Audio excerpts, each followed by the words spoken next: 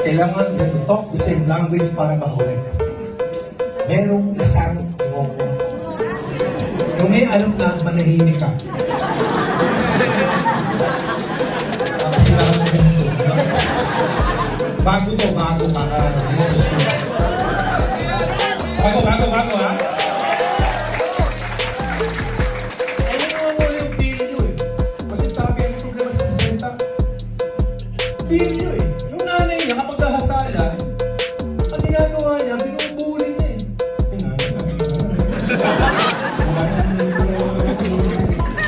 Eh nakatahil ko eh. Tatakpan yung mata ng nanay niya. Sabi nung Mami, yes po. Eh yung mami na sabi mami na, batang to, pang-yeso-yeso. Siya lang naman ang bobo sa bahay. Hindi ng kwento. Ito yung kwento. Kaya, yung bobo na yun, may tindahan sila. Ang tawag doon, sari-sari store. One day, ang nagbabantay ng tindahan nila, yung tatay ng momo. Bantay siya, diba? Matapal ka man, Brad, may dumating na customer. Eh, yung customer, ngumuni. Good morning, pamili nga ako na boy ni. Sabi yung tatay, ha? Anong binibili mo? Ang aking ko, pamili po ako na moyi. Moyi? Alam mo, sorry ito, hindi ko na maintindihan eh. Sabi mo, pamili mo naman mo. Moyi lang. Okay. Dahan.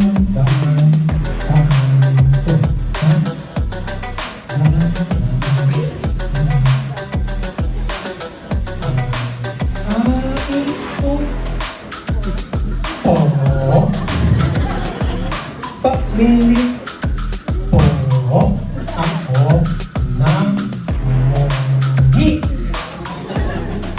Moyi? Hindi na maintindihan. Ang ginawa ng tatay, tinawag yung anak niya mo, anak! Tawagin kami namin yung sumalindihan. Sabi ng tatay, ano mo yan ay? Punta ka dito, may napinig tayo hindi siya maintindihan. Sabi, tayo. Pupunta lang po yan. Pupunta yan. Oy! Friend! Member. Pumunta ka na. Pinumus ka ba?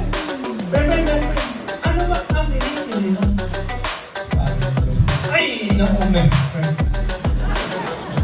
Mabutin lang lumaki ka.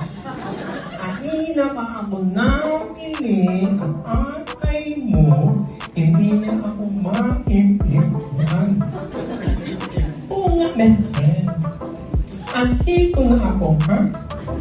Iilitin itang intindihan. Ano ba binibili mo? Galit ko na. Galit na. Alam mo sabi? Friend. Anina ba? Ari ko. Ang atay mo, hindi ako na moyi. Ha? Moyi ba? Ang talig ko. Bumalik. Pagbalik, best friend. Ito na yung moyi mo. Uy! Thank you,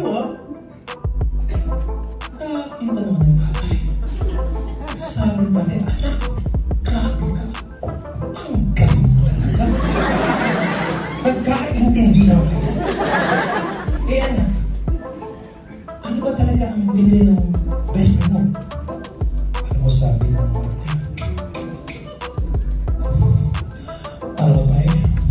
Ako lang.